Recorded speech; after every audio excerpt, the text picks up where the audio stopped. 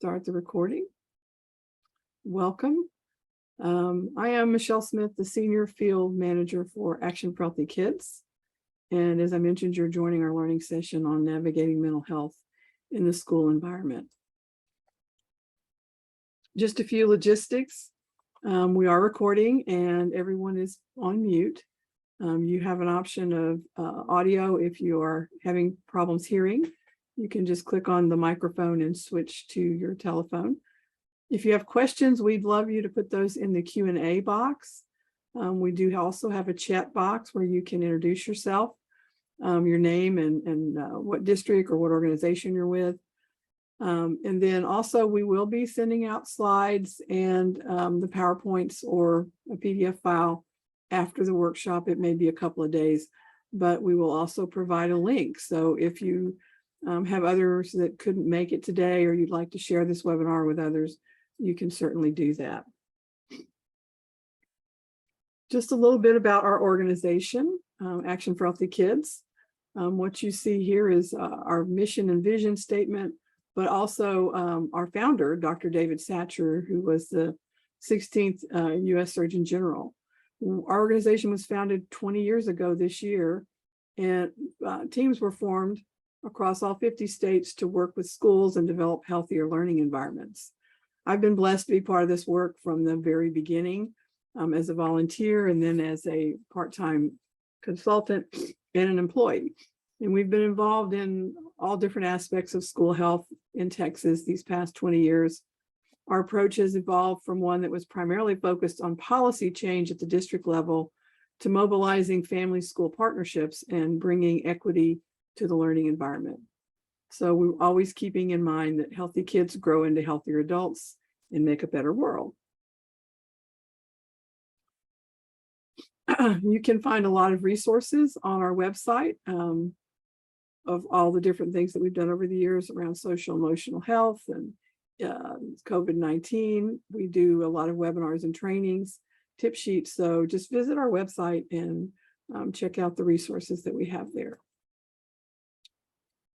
So I'd like to present or introduce our presenters. They can share a little bit more about themselves. I just want to share their names and who they're with. We have Rachelle Finck, and she is the Director of Guidance and Counseling with Taylor ISD.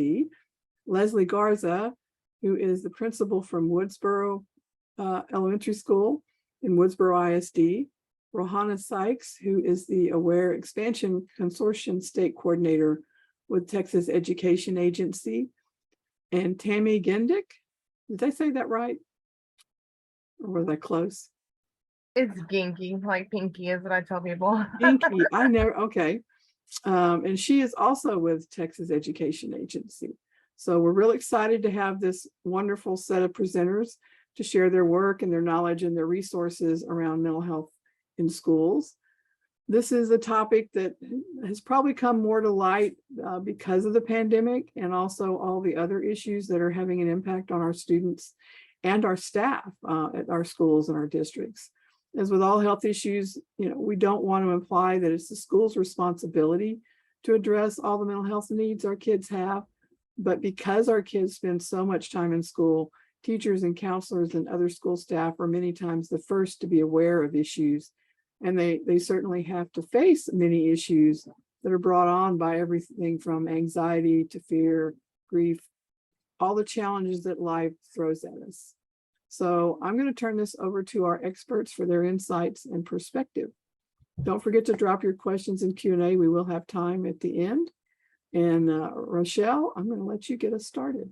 All right, I'm going to start my timer because I have a tendency to get very excited and talk forever, and I want to make sure my fellow co-presenters have plenty of time. So as Michelle said, my name is Rachelle Finck. Wow, I almost said Stiggerda, and I haven't been Stiggerda in almost 20 years, but here we are. I am the Director of Guidance and Counseling in Taylor ISD, which is northeast of the Austin area. And I cannot come to you today without telling you a little bit about who I am. You may see that little girl in all of her princess gear here in a little bit. She is behind me practicing her reading. So if you see her pop in here, her name is Addison. She might just pop in and out.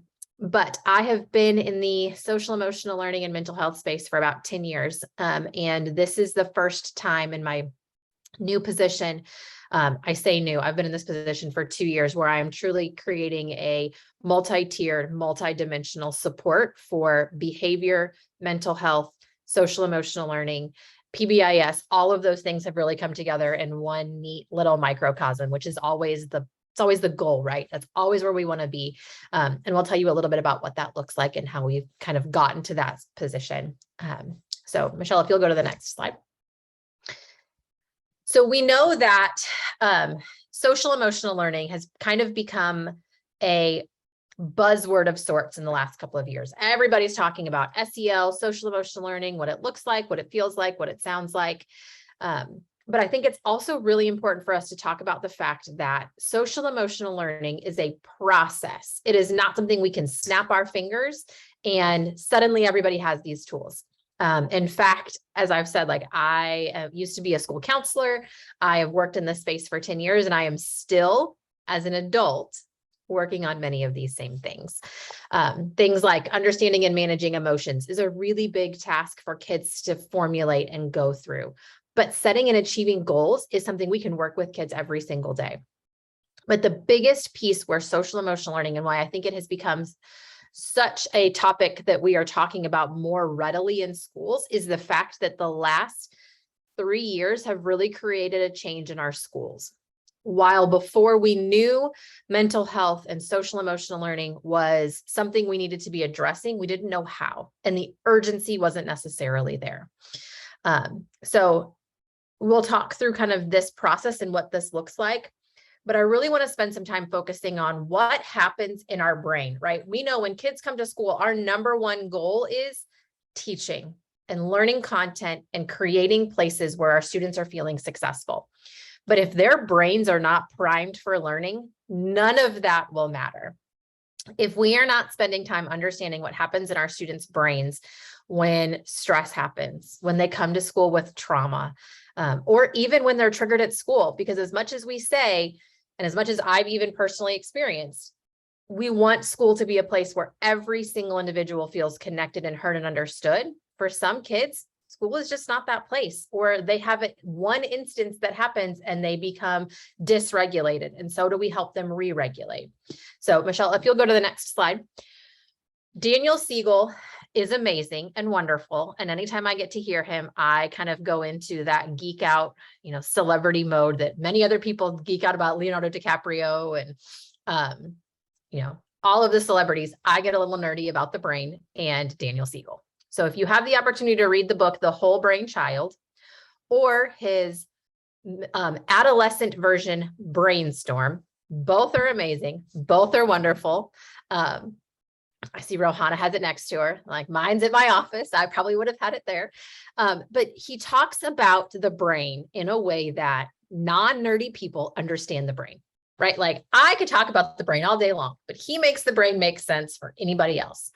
And he talks about what's called the upstairs brain and the downstairs brain. So if you will humor me for a second, I'm going to go through an exercise with you. If you will make the number 4, the very center of your brain, it's called the amygdala.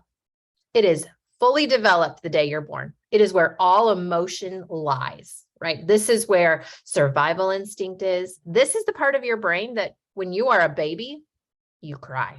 And when your needs aren't met, you cry louder, right? All lives in here. So if you were to take your hand and curl it over your thumb, much like the letter E in sign language, this is almost like a hand model of the brain. If your campus is teaching second step in the 2nd grade and beyond, kids get a in-depth lesson into their brain through the use of their hand. And so this front portion of their brain is the prefrontal cortex. Now, the thing that's really fun is this is not fully developed until kids are almost adults, meaning 23, 24, sometimes 25. But we expect this part of our brain, which is where we have rational decision-making, we have regulation, all of this comes into play, and we expect this for kids when they're 5. And we expect this to be fully working. But here's the other thing that's really interesting. When these 2 pieces of our brain are, I remember that my name is Rachelle Finck. When these two pieces of our brain are put together, I can take in sensory objects and I can process them and be good as gold. I can learn all of the math and all of the reading and everything you want me to learn. But the minute I become dysregulated, or I get nervous, or I am on my way to school and I don't have the right pair of shoes on, so they're a little funky and they might hurt. These two portions of my brain become dysregulated. And he does what's called flipping their lid. You may have heard or talk about kids that say, that kid flipped out. Well, that comes from this piece, but these two pieces of our brain are disconnected. The upstairs brain, or the prefrontal cortex, and the downstairs brain, the amygdala, have become disconnected. And so much like a staircase, when they're connected, I can run up and down all day long as fast as I want. But when they're disconnected, I have to work to get back to a place of regulation. And you can teach me that 2 times 3 is 6, but I am not going to remember it. And you can teach me to breathe and use coping strategies. And it might help me slowly bring these two pieces back together. But the reason why mental health and social emotional learning has become so,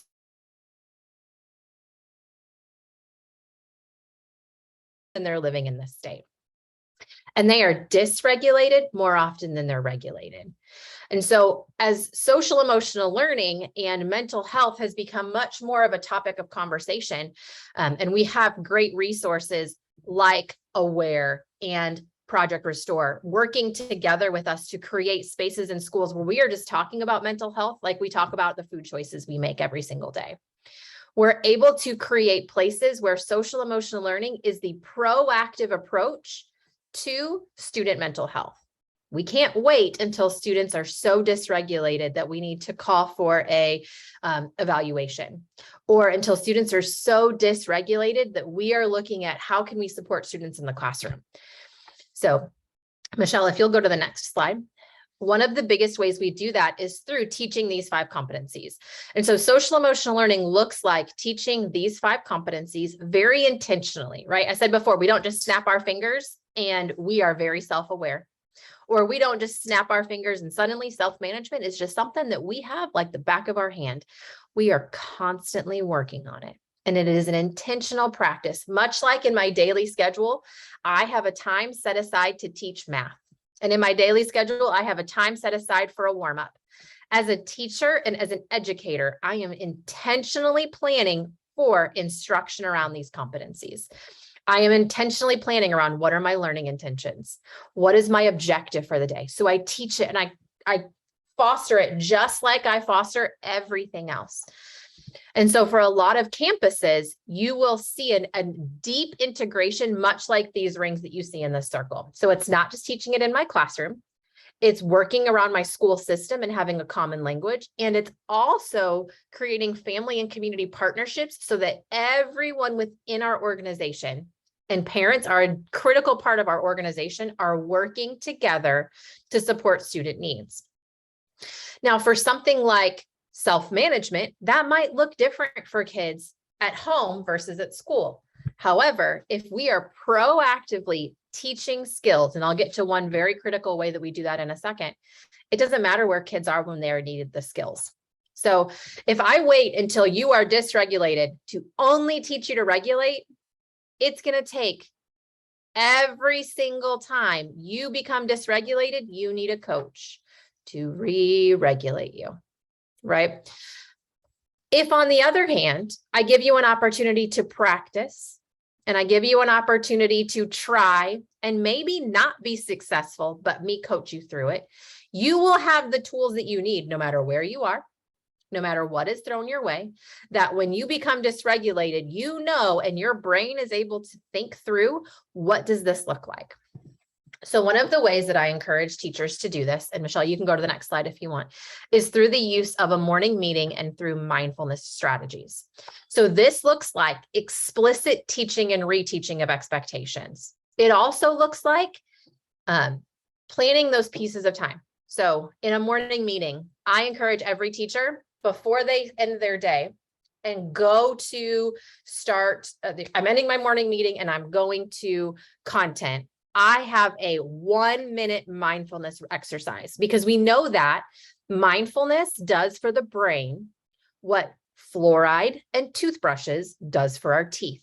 So in the same way I brush my teeth to get all the sugar bugs off my teeth, I'm going to do the same thing, and I'm going to breathe to get all of those negative thoughts and all of that rumination out of my brain, because it's in that moment that I have remembered, because I've practiced in a safe place, what this looks like and feels like. And I know when I am dysregulated, I almost have this emotional store. Just like now, if I have a cupcake with red frosting, the good red frosting, not the bitter red frosting. But when I have that red frosting and I've got red frosting all over my teeth, I know I can go brush my teeth and my teeth will be clean. I can do the same thing. If I practice in a safe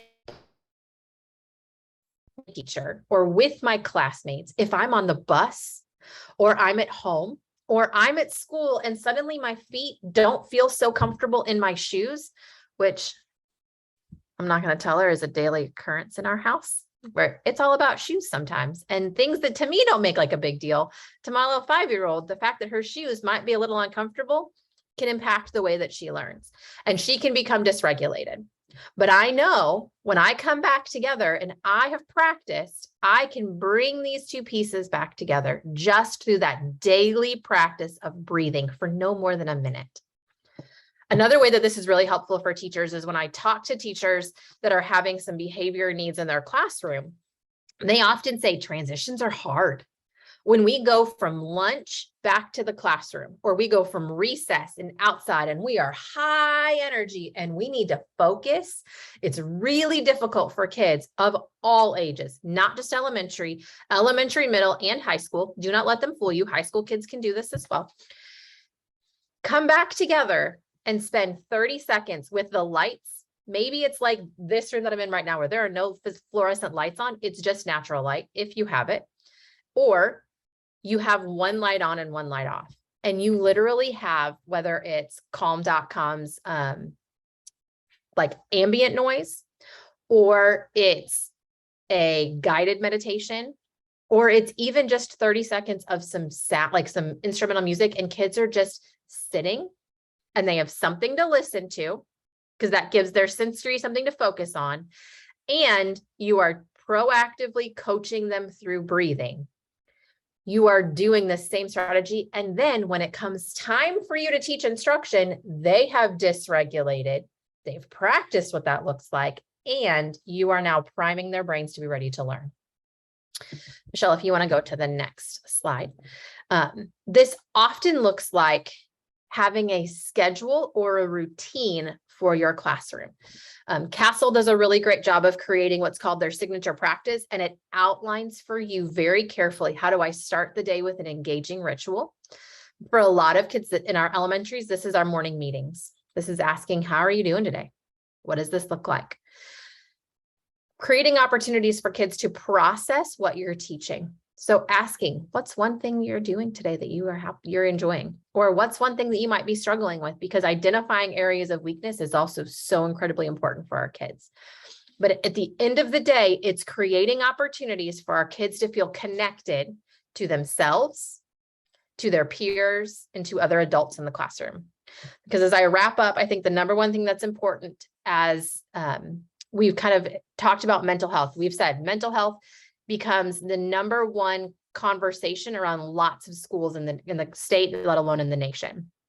However, when students have one trustworthy adult that they feel connected to on a school campus, just one, their rate of suicide, anxiety, and mental health disorders decreases by 75%, according to the American Foundation for Suicide Prevention.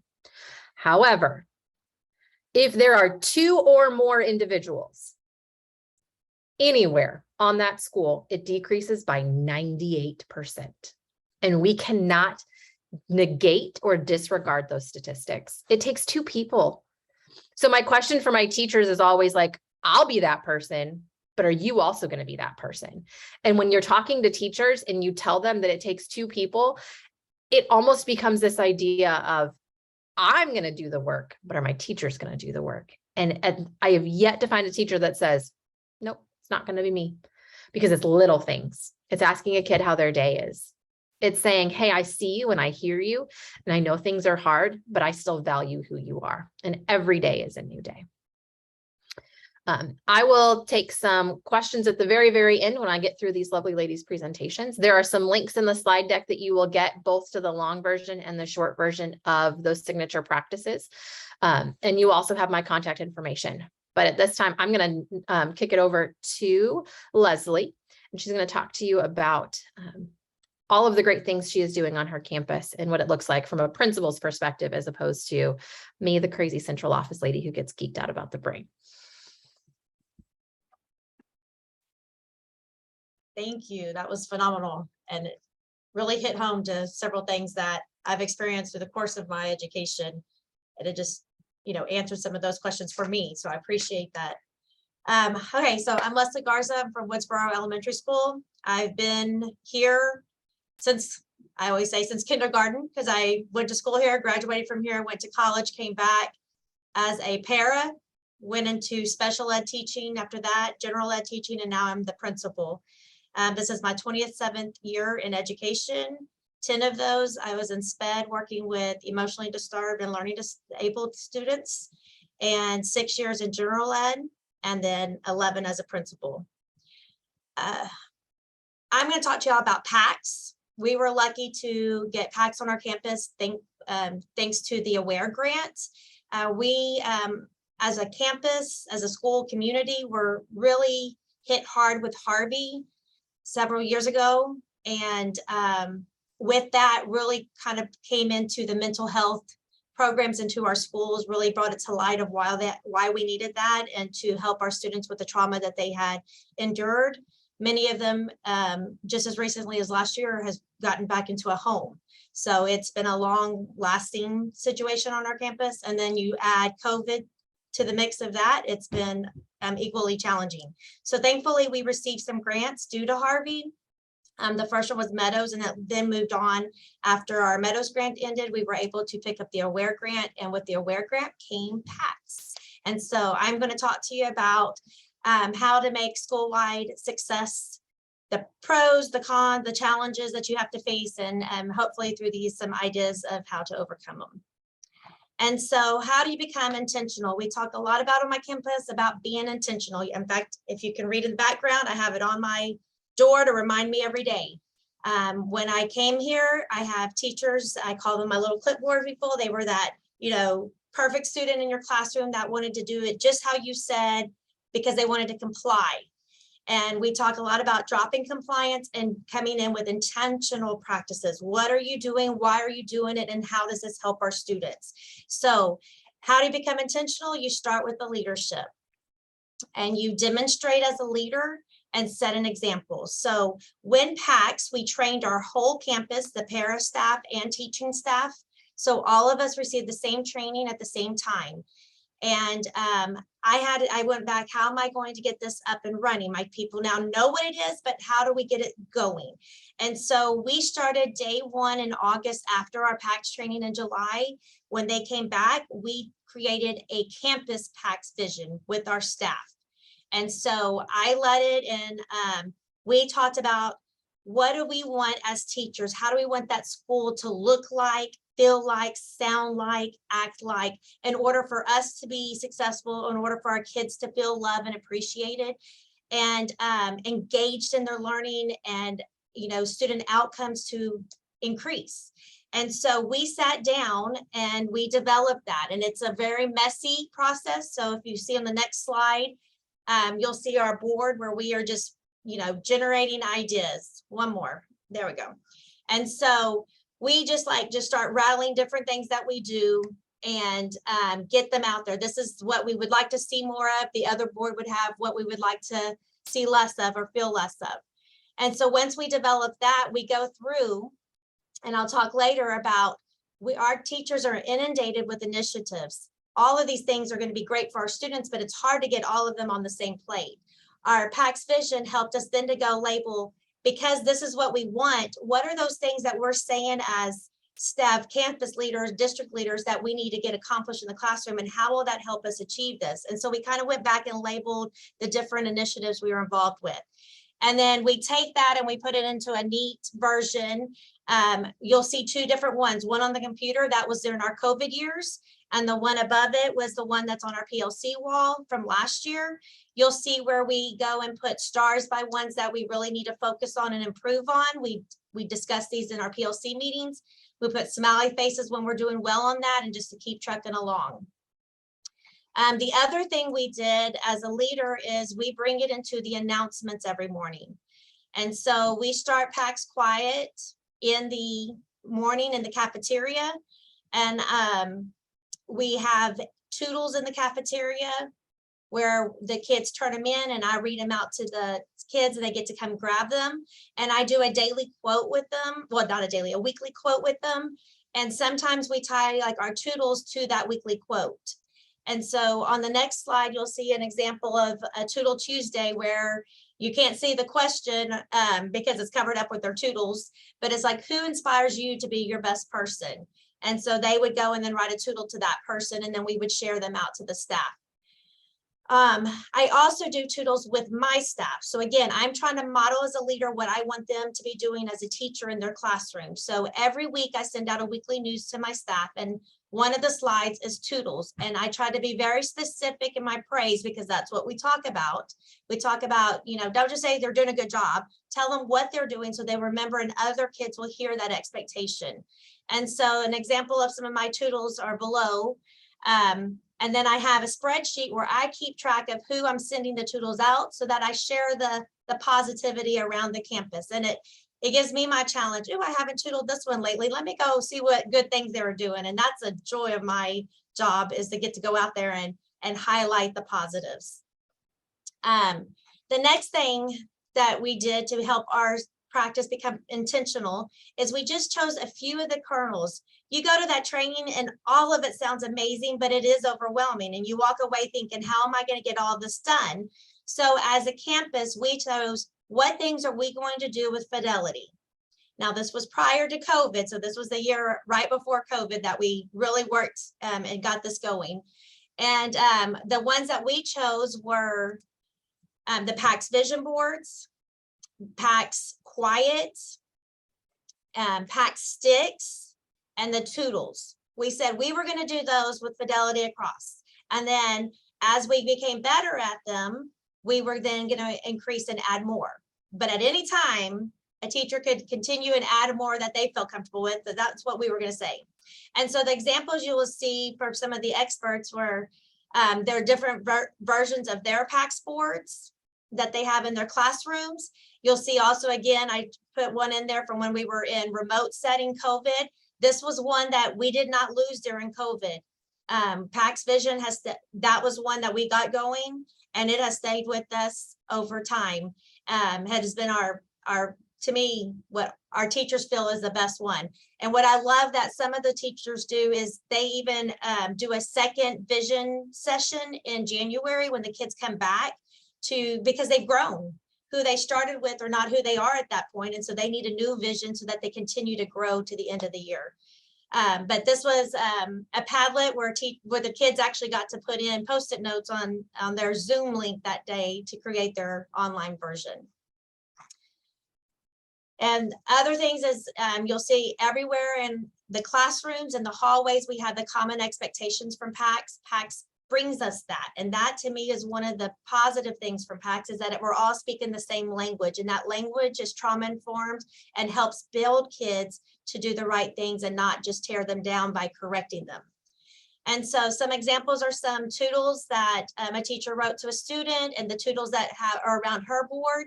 But my assistant principal tried to help continue to kick this off when we came back from COVID, and he does positive PAX phone calls.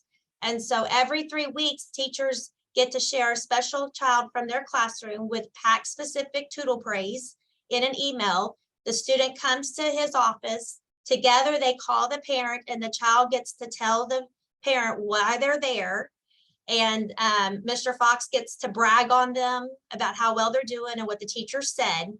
The student leaves with a little cup of M&Ms he gets to eat in class, and a colored version of what you see on our slides that they get to take home to share with their parents. And we post the year's work to help us remember the good things. So when we're having a bad day, we can all go to that board and see the things that we have accomplished and what it's done to that child. The next area we're talking about is find your amazing rock stars that can mentor and support other teachers. So again, I tell you, I have very compliant teachers. They are going to do what we ask them to do because they want to be successful. But some of them, it takes them a little bit longer to jump on board because they want to be perfect at it from day one, and that's not going to happen. I have some of those fearless ones that just jump right in and say, I'm going to try this wholeheartedly, and they put in all of it. Highlight those. You're going to go on walkthroughs. You're going to see that in action. Start documenting, start using that in your Toodle specific praise in your campus weekly news so that they see, oh, someone else was willing to try this and it went really well. They also make amazing MTSS team members and PLC team members because they can say, oh, I had that problem too, but when I tried this PAX kernel, that really helped to that. And so some of the ones that we like to highlight in my next slide, I just went to this class this week, today, and Miss Aria White, and I called her mom, I said, can I share? Because she was the mystery PAX leader. So this teacher, before she starts her Fontes and Pinnell lesson, she gives them the expectation of what carpet time is going to look like, and she sets the timer. And if during that time, when the time is up, if her mystery PAX leader, which they don't know who that is, it's a mystery, was following her expectations, the whole class gets a Granny's Wacky Prize. And so Miss Aria White was a wonderful PAX leader. So when the timer went off, she did the PAX sticks. Miss Aria White's name was drawn, and Miss White followed the expectation that the teacher previously stated before. So they knew what they were working for. And the whole class earned silent ball toss, which in first grade was a lot of fun, but very challenging to be silent while they were tossing and catching a ball. But they thoroughly enjoy it. It's a brain break. It gets their body up and moving before they go on to the next task. But it's also something that they worked and earned and chose for. Some other times that she uses to do this is student versus teacher. And so while she's, same thing, she puts the expectation out. If every time she looks up from her book, they're following the expectation as a class, the students win a point. If they aren't, the teacher wins a point. And at the end, whoever wins, if the students win, they earn the Granny Wacky Prize. Those are some great ones, especially because as a campus leader, we talk a lot about personal integrity and structural integrity. Personal integrity, our kids can tell you exactly what that is. It's doing the right thing when no one's looking. It's doing the right thing because it's the right thing to do. It's doing the right thing even when others are not doing it. So we have a lot that have personal integrity, but sometimes as a whole group, we lose our structural integrity. And so when we talk about that, that is like when we have more in the group that are not choosing to have their personal or showing their personal integrity, because we talk about you all have it. It's whether or not you choose to show it that day. Then our foundation starts to fall as a group. And we talk about that and we go into structural engineering. We go into a big lesson about this in the thing. So, and this, it really brings on the student versus teacher, that importance of structural integrity. So other way, this is what some of my walkthrough documentation, sometimes I just give them a little checklist of what I'm looking for and I go through and give them specific praise. Other times it's our Fundamental 5 walkthrough, and I still try to tie in where PAX supported them and help them with that so that we're kind of meshing those initiatives where it doesn't seem like one more thing to do, but one more thing that's going to help us do this next thing. On the bottom, I wanted to share some of our rock stars who actually set goals with their kids on their PAX vision. If you see where they're circling the things that they're really working hard on, or they scratch out things that they've already improved and they've gotten that one mastered. And when you're talking the talk and you're doing the walk in the classroom, when your kids have to write goals for themselves, they want to be a better PAX leader, which is added on their goal. And so writing toodles, keeping those common expectations, speaking that trauma-informed language helps develop good writers also, because it gives them relevance of what they're writing about. And then most importantly is how do you keep this going is you share, share, share. Because when you share, you get more opportunities for resources to come, and they want to see what's going on, or they want to help. How can I be a part of this? This looks amazing. And so the ways we share is through, again, my campus news. I do that once a week, and it goes to all my staff. And there I will highlight from our PAX vision, hey, we're struggling with PAX Quiet. That was been one that has been a struggle bus for us because we dropped the harmonicas with COVID. It did not work without harmonicas. In the classroom, they used the app, but in a whole group setting, the app just didn't, even with the microphone, project enough. We have brought back the harmonicas, and oh my gosh, within a second, in a full classroom, cafeteria full of kids, it is quiet. And so why do we need to do that? Then we talk about that in weekly news. When y'all do this in the classroom, it helps us when we have presentations, when we have group settings, so for them to all have the same expectation. I shared in our board report. So the next one is under a board report. You know, why is it important to build a strong Woodsboro Elementary School campus culture? This is why, and this is what it helps us with. And it ties directly to what our parents are, surveyed through our climate survey. It ties in directly with that. So when we see something on there, oh, they feel this way, then what PAC strategy do we need to be boosting on our campus to help support that?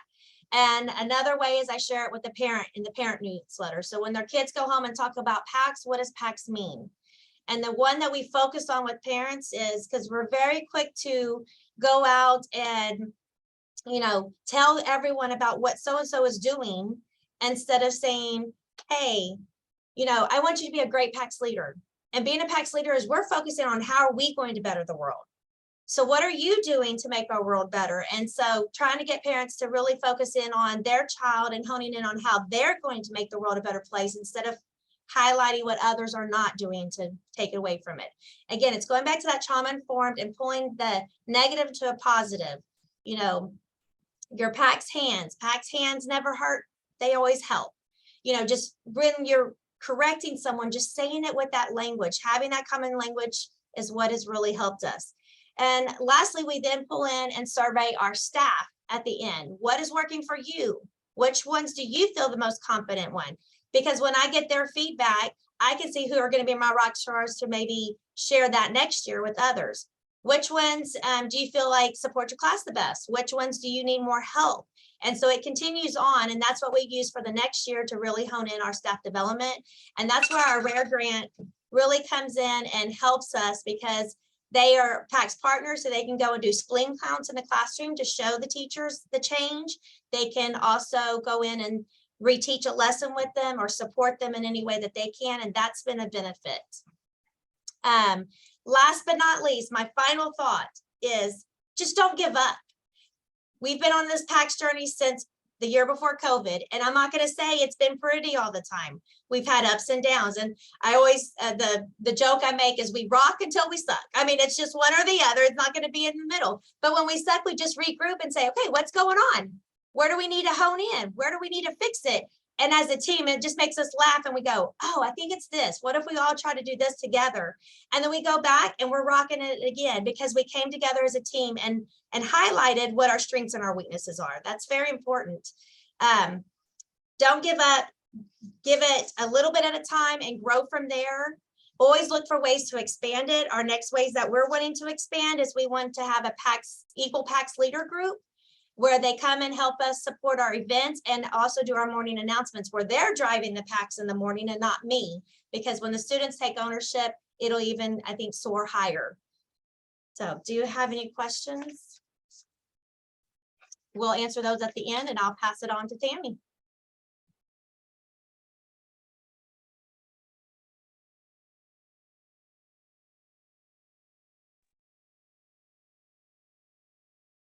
All right, thank you. We're actually going to pass it on to Rohanna Sykes, who's going to talk about the navigating mental health in the school environments. Hello, yes, so Tammy and I are here representing Texas Education Agency.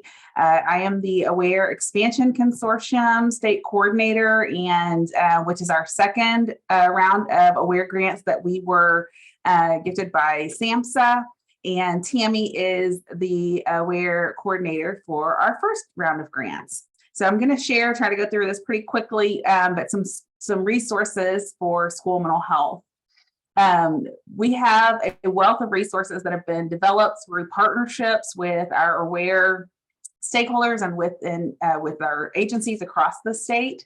And so this is a list of those resources that we've launched: a toolkit, a website, and then soon to be hitting the webpage will be the Safe and Supportive Schools program, MTSS learning modules. This is a screenshot of the school mental health practice guide and toolkit. You can scan the QR and get full access. It has a wealth of information that I'm going to scroll through really quickly to give you kind of a high-level overview. And as we know, school mental health encompasses a continuum of policies, procedures, and practices that ultimately promote the social, emotional, and behavioral development and well-being of students to support their learning and success in school and in life. So with the toolkit, we have also developed a school mental health framework that has 4 main elements. The top elements are those clouds, and we're going to look at these in just a few moments and dive in. Those are the Texas school mental health components that are aligned with statute. We have the schoolhouse in the middle that represents MTSS, those tiered level supports from universal to targeted to intensive. We have the foundational steps in terms of how you build up that framework, and that includes the policies, procedures, and practices that your school and district develop, professional development and training for all staff and families, staff wellness and mental health literacy, and then leadership, family, and community engagement is extremely important. And Leslie and Rachelle both elevated that, those partnerships and continuing that engagement, how important that is in terms of developing your school mental health framework. We also have the pathway to quality school mental health systems, and we'll dive into that in just a moment as well. So as you can see, and I know you're probably mostly all familiar with MTSS and how those supports are structured. You have to start with those partnerships and then building upon with your professional development and developing district-wide procedures and policies to support students and staff. And then building upon your tiers in terms of the supports that are offered campus-wide, individually to students, and those intensive treatments. And so these are the steps on the quality to steps on the path to quality mental health systems. These are very aligned with the SHAPE assessment that's out of the National Center for School Mental Health. They have incredible tools on their website in terms of going through each of these modules to see what strengths your school or organization have, and where are some opportunities for growth. And then there are extensive resources on that site as well. So these are the school mental health components, and we're going to go through. So the way that this presentation is structured is when you go into the toolkit, you'll actually be able to see links, hot links that are going to take you into different resources that we have embedded. And so we're going to go through each of these clouds and kind of I'll explain what resources you might find once you click on those links. And these are all aligned in statute, Texas Education Code 38.351. So how do we get started? We have to come together as a team, and that includes the classroom teacher, administrators, parents, if you have specialists within your district or on your campus, foster care or homeless liaisons, your SROs are very helpful, school social workers, engaging those community partners, your licensed specialist in school psychology, your nurse. And so when you have this robust team that all have different experiences and lenses, it can really support the student in a holistic way. And so we encourage that teaming to begin, in the summer, like Leslie was saying, when she meets with her teams, and then they come up with the plan. What does this plan look like? And so having those frequent meetings to be able to reflect on the data that's collected is also important.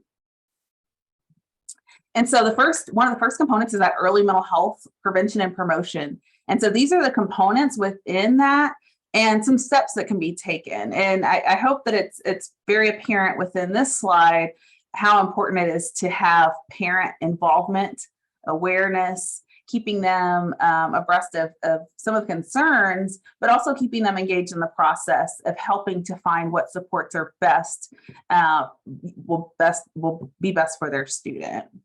And then working to train staff on that early needs identification, establishing an internal and an external referral pathway. And then once that early needs identification is completed, being able to be proactive and working together to address the needs of students who might be internalizing some concerns. Additionally, there's some case management and ongoing student supports that, and so we actually work to instill this process within all of our aware campuses to ensure that student needs are being met. And when you click into when you're on the tool in the toolkit and you click on those hot links, these are some of the web pages you'll be taken to. You'll be taken to the Texas Child Mental Health Care Consortium. You'll be taken to the TIER website where there's MTSS modules that you're able to go through. You'll go to the Mental and Behavioral Health Roadmap and Toolkit that was put out by Meadows. There's a link to CRCGs and to the MHTTC Mental Health Technology Transfer Center website that has lots of trainings and resources. Additionally, there is extensive information regarding suicide prevention, intervention, and postvention that you'll find in the toolkit. And one example of that is the Texas Advancing Suicide Safer Schools Roadmap. There are additional examples that will be shared on the Texas School Mental Health website in just a bit. Additionally, the positive youth development, including students' interest, linking their interest, abilities, and skills, and helping students to enhance those, and how do we engage them in ways where they feel successful and productive within their classroom setting, in a way to transfer those skills into their life after school. Additionally, we have a link to our substance use prevention and intervention. I'm going to show you something in just a little bit that's hot off the press that you'll be able to find on our Texas School Mental Health website. Right now, this substance abuse prevention and intervention webpage has lots of resources that are listed, but we are working to build out our best practice web link. And so you'll be able to actually find an easy search tool instead of having to scroll through. But right now, the information on here is very relevant and helpful. Additionally, and hopefully you are all super familiar, but Project Restore has modules that help inform grief and trauma informed practices, will help your staff that can be conducted individually or within a group setting. There's a facilitator guide that's included, and certificate of completion are also able to be obtained.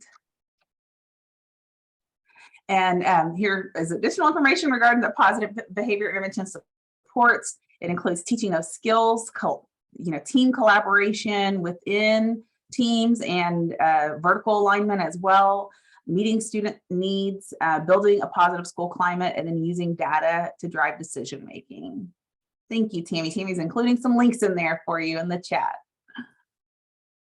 And when you click on the positive behavior intervention and supports, these are some links of web pages that will come up. And part of that is that interconnected systems framework. Again, that tiered MTSS modules and restorative discipline practices where you can actually earn certificates based on the strategies that are implemented within your local education agency. Additional skills, the building and maintaining relationship, managing emotion, and responsible decision making. And so this works it's a whole process, right, of linking that academic, social, behavioral, and emotional strengths to support the whole child. Additionally, there is information on the positive, safe, and supportive school climate. As Rachelle was saying, that engagement piece, like having that connection with one adult where that will help that student to feel valued, feel like they are a collaborative partner, feel like they have the supports that they need to be successful within their school environment.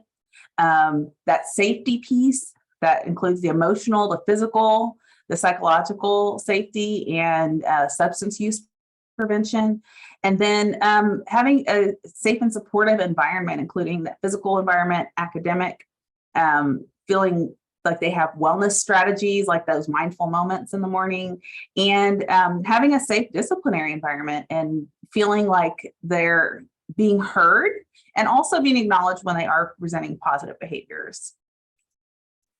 And so this is a link that will come up in that toolkit, that National Center on Safe and Supportive Learning Environments, where you can find additional resources. So I went really fast through the toolkit, but hopefully that gave you just a high level overview. I know we are at a time constraint this afternoon, but I would like to highlight the school mental health website, which has lots of resources and is frequently updated.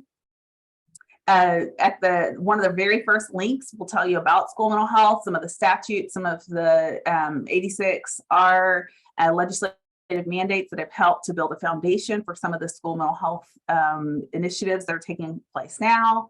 We'll have more information on MTSS and the state school mental health plan that's actually being updated to be presented at this next legislative session. We also have the school mental health resource page. And so there's resources here for families, for students, for educators, school counselors, community partners. There's some COVID resources, and then hot off the press, as I mentioned earlier, there's a fentanyl awareness and prevention letter that was sent to all superintendents just last week that has a long list of resources. Those will be updated and included in our other resource links on the webpage. But for right now, it's an exceptional compilation of lots of statewide resources and national resources. So that one link that I didn't mention on the previous page, I wanted to hold off until you saw this. This is the School Mental Health Database. This is a collaborative effort between the Education Service Center mental health leads and non-physician mental health practitioners. I see a couple on this call, and I'm excited that y'all are here. They work diligently to include resources within their area. And so you're able to scan this QR and it will take you to the database page. There's over 1,375 resources that have been identified. You can filter them by your district, by your region, by your area, and then also by what type of resource you're searching. And so this takes you right back to that toolkit.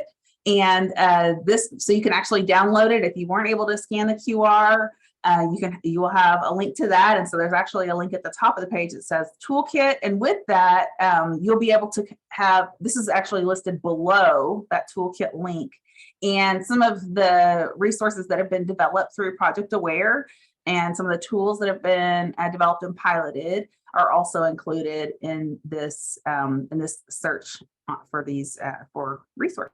So hopefully that will be helpful. Additionally, that early needs identification that I was speaking about earlier in the presentation.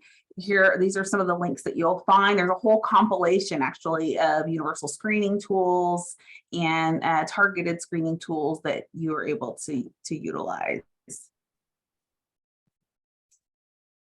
And this is hot off the press as well. We have best practices link. It's in beta. We say it's in beta because we have about 50 more that are going to be added over the next 6 months. We are actively working on a process so that if there are additional best practices that people would like us to review, where we will, you'll be able to submit some of those to the team here at TEA to add. But right now, all of those, I think there's 8 pages of links on the TEA webpage. And so we have worked together diligently, again, with those ESC mental health leads and non-physician mental health practitioners to fully go through and build out these cards that can be filtered by the component as well as what type of resource is needed. So feel free to research, go through there, and feel free to reach out to Tammy or myself if there's any kind of, if you see anything or you run into any issues with that, because like I said, it's in beta, so we want your feedback. And last but not least, I'd love it if you can scan this QR. You'll also have a link that will be provided in the slide deck. This whole presentation will be shared. We have our 6th Advancing Behavioral Health Collaboration Summit that's going to be coming up in November. Our theme this year is integrating school mental health to support the whole child. Each day will focus on a different level of tiered support and tiered intervention. You might actually see some people who are on the screen today presenting at that conference. So it's a free online, it's via Zoom, it's free, you earn CEUs, and we look forward to having exemplars from across the state to share their experience and resources with all of you. How am I doing on time? Okay, I finished just in time. So I'm going to leave it on this slide. I actually have a couple afterwards. I have my one, Bruce Perry, relationships are the agents of change, and the most powerful therapy is human love. And so just building out those relationships, that collaboration, and helping to support the students and families that you serve. But I'm going to go back to this slide just for a moment so that you can scan that QR, and then I will stop sharing so that we can have any additional questions or concerns. Thank you, Rohanna. That's we will be sending out the PowerPoints or the PDF files, so they'll be able to access those links that way as well as the link to the recording. So I'm not seeing any questions. You all have shared such a wealth of information. I'm excited about all the resources that TEA has put online that people can access. I did notice that you do have staff as one of the components on your website. What type of resources do you have? Because I feel like that's something that is really important. And how are y'all dealing with issues around mental health and staff to the schools that are here? So with this, we have educator resources in terms of looking at health and human services, national suicide prevention. So on the resource link, there are actually links to other websites where resources can be found. So one of the things that we have done specifically in the district I previously served and the district I currently serve is reworked our employee assistance program to also have our school-based mental health contractors are also available to serve our staff. And so every month, myself or my superintendent says a message to every single staff member that just says, hey, this is here and it's available. And staff can self-refer. So, I mean, I often joke and say, like, if you're at 2 a.m. and you don't know what to do, there's this link that's available and they can receive services within 3 days. So whereas right now, many people trying to get into a private counselor are waiting 2, 3, 4, 5, 6 weeks. And I even tell people, I myself have used this service and was able to see someone within 3 days. So that's been a huge lift for our staff, but I think also just having the conversation as opposed to, we don't talk about it. Like, it's not like Bruno, as I jokingly say, like, we are going to talk about this and we're going to say that if we want to show up and have spaces available for kids, we as adults also need to do these very same things and show up for ourselves. And so that's the biggest thing we found to be super helpful, is just creating that access for our teachers. That's awesome. And I've heard that as well in other districts who are able to really engage the health insurance that the district provides to be able to have some of those sessions as well. So I appreciate you having that for your staff, Rachelle. We're all out of time today. I do want to let you know we're going to continue some of this conversation. We have our Ask Healthy Kids Summit, November 15th and 16th. And we'll have a couple more of our regional service center experts joining us to share information and continue this conversation. So we're real excited to continue to move forward. So this will be part of what we'll send out. We will send the link, have to get it downloaded and then uploaded to YouTube, which takes a couple of days, but we'll get that out sometime this week. Someone has a question. We are needing mental health support in the form of human capacity, having a hard time convincing board members this is a necessity. I hope becoming more of a board member training. this becomes more of a board member training. How have y'all educated your boards on the importance of mental health? That goes back to constantly sharing. So in every board report, they also receive all my weekly news that I send to my staff, go also to the board. And it's just constantly putting that in the forefront of their attention, inviting them on your campus. We did a scavenger hunt for them to come and see different things on our campus, and they had to check off so that we could come back and have a discussion. So we made it an event.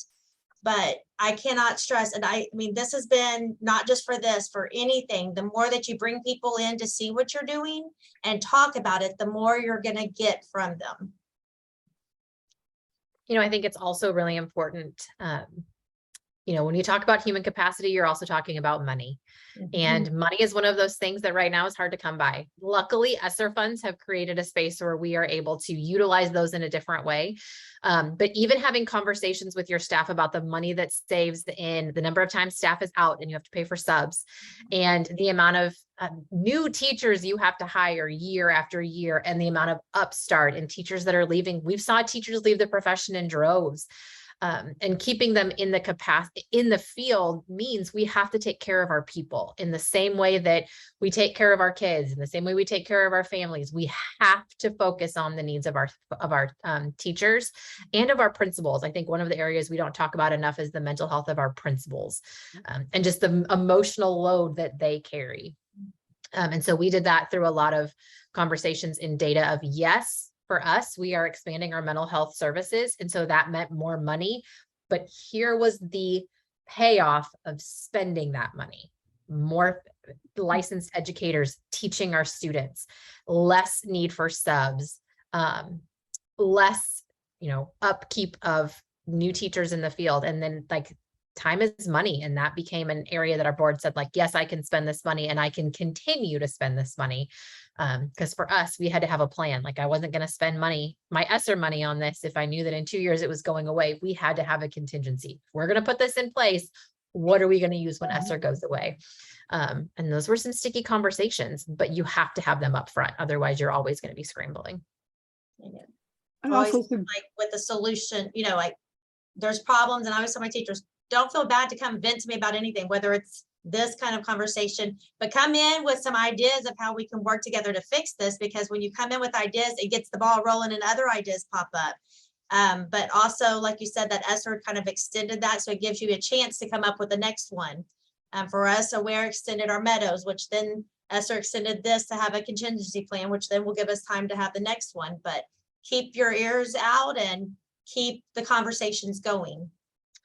I would also say one of the areas that we are exploring is using your higher ed partners. For school counselors are always looking for internship hours. Your LPCs are always looking for hours. And so your school counselors can have an intern that can can solely focus on staff, because that's a part of their area. It's part of school-based needs. And so sometimes I think we get a little hesitant to bring a student in to work with our staff, but they are licensed professionals and we need to give them that opportunity. So anytime we can do that as well, and they're free. It's always a good word. thank you. So I would also suggest if you have a school health advisory council that's active, that is one way to get information in front of your board and bring a group that can put together a report and share information to support your mental health efforts. So keeping that school health advisory council informed and making them aware of anything that's challenging, that you're not getting the responses you'd quite like from administration or school boards. So that's just another way to educate and make change happen. So, well, we're a little over, so I'm going to have to end our conversation. I appreciate this. I think we'll continue. And like I said, I feel like it's important. We need to explore different aspects and get the information out to help our districts and help our schools. So thank you so much. And we will be sending an email out in the next few days. It'll have all the links and all the information. And thanks, speakers, presenters. Oh, and here we go. We got some more artwork. Rachelle's daughter has presented some beautiful artwork for us. So And she made her little, this was what she made while we were gone, while we were working. Oh, So she made her art. No, she's hungry, so I'm gonna go feed my okay, child. y'all have a Yeah. great week and we appreciate you. Thanks.